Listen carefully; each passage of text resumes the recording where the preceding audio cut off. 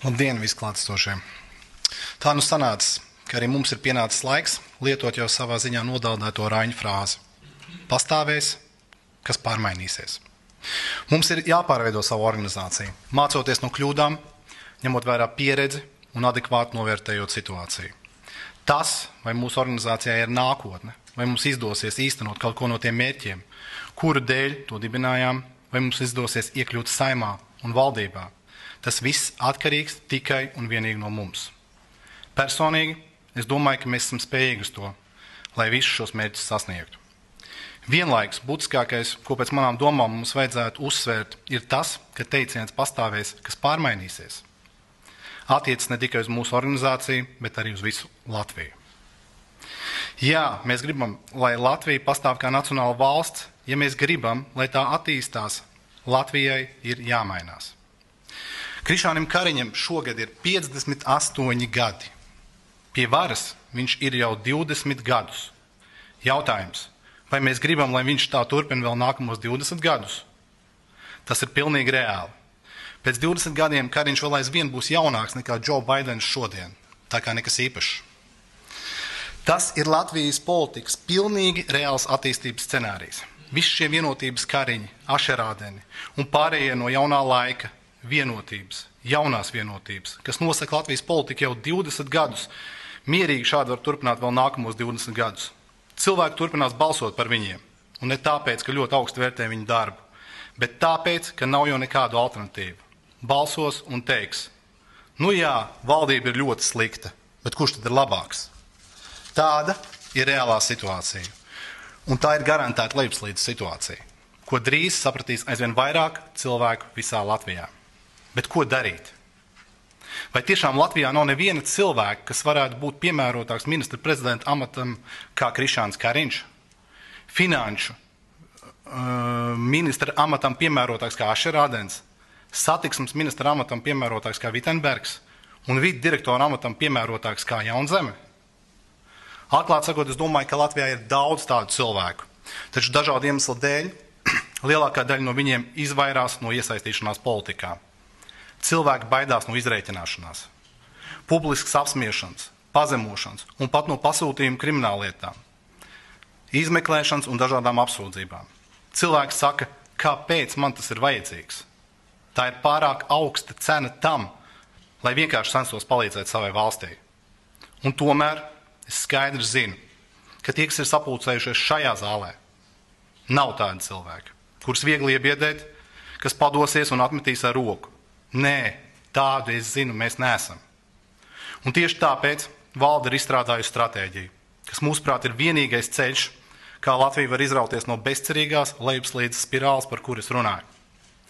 Vienīgais ceļš, ko mēs saskatām, ir iesaistīt politikā daudz vairāk cilvēku un daudz vairāk jaunās paudzes cilvēku, kurus varas partijas pie sevis negaida. Jauniem cilvēkiem, kas vēlas iesaistīties politikā, nav nekāda izredzu vēlēšanās tikt kādā no varas partijas sarakstiem. Tajos visas vietas jau ir aizņemtas ar ministriem, esošajiem deputātiem un viņu padomniekiem, draugiem, parlamentārajiem sekretāriem un pašvaldību darboņiem. Tur brīvu vietu nav un nebūs.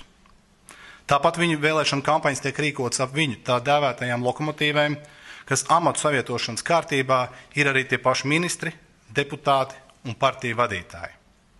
Jā, viņi var kādam cilvēkam no malas iedot kaut kur kādu vietiņu sarakstu vidū, bet izredzu tikt ievēlētam nav nekādu. To arī mēs redzam. Varas partijas vienu un tie paši cilvēki turpina sēdēt saimā un valdībā gadu desmitiem. Eiroparlamentā tieši tas pats. Vēlēšanās tiks izvirzīti tikai esošie Eiropas parlamenta deputāti, plus varbūt kāds caurkrits ministrs, un šajās vēlēšanās nevienam no malas nebūs nekādu iespēju tikt ievēlētam. Mēs, turpretī, varam piedāvāt platformu cilvēkiem, kas šobrīd neatrodas varas elitē. Jauniem cilvēkiem. Jauniem, tas nenozīmē vienīgi gadu skaitli, bet iesācējiem politikā. Pat ja viņus uzreiz neievēlēs Eiroparlamentā, vecie un pieredzējušo viņus apsteigs, tad vienalga tā būs pieredze. Izglītošanās, viens pakāpiens tuvāk tam, lai kaut ko mainītu, lai kaut ko sasniegtu. Tāds ir plāns. Paudžu maiņa Latvijas politikā. Es zinu, ka varas partijas vīpsnās par šo. Teiks, ka viņiem jau sen ir jaunas organizācijas, ka viņi to visu jau dara, ka nekas tur nesanāks, jaunie neko nezina, neko nesaprot, viņiem nav pieredzes. Nekas. Mēs organizēsim apmācības, lekcijas, pieredzes apmaiņu. Mēs savāksim naudu stipendijām. Ja vajadzēs, mēs dosim īstas iespējas, un es ticu, ka mums izdosies.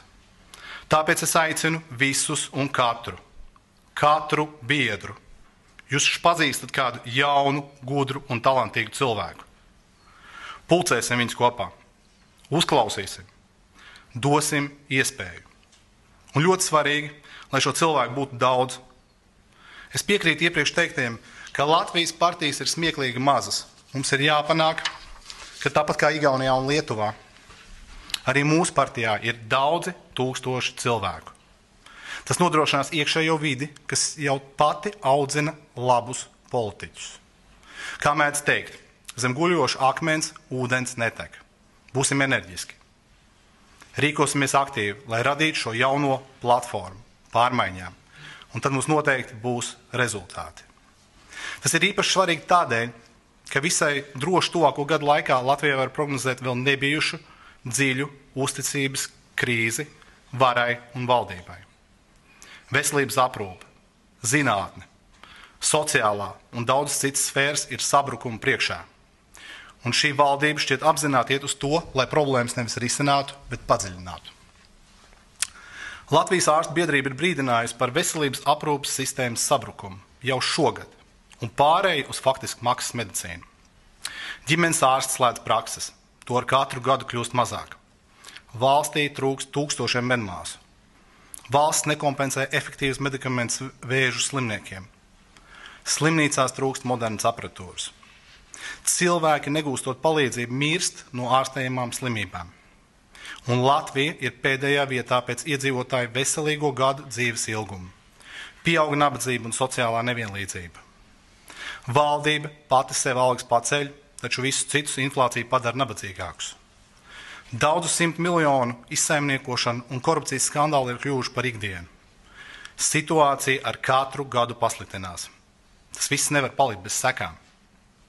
Svarīgi šajos apstākļos ir rūpēties par to, lai sabiedrības dusmas un neapmierinātība netiktu novirzīta prokrievisku, proklemlisku un populistisku spēku stiprināšanai.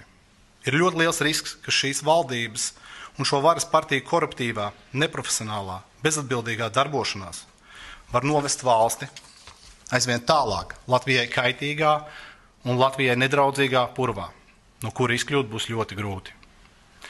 Mūsu uzdevums šajā situācijā ir piedāvāt platformu patriotiskiem, zinošiem, darboties gribošiem, jauniem politiķiem, kas varētu aizstāt esošo sevi pilnībā izsmēlušo valsts varu, vienlaikus pasargājot Latviju no populistiem un prokremliskiem spēkiem.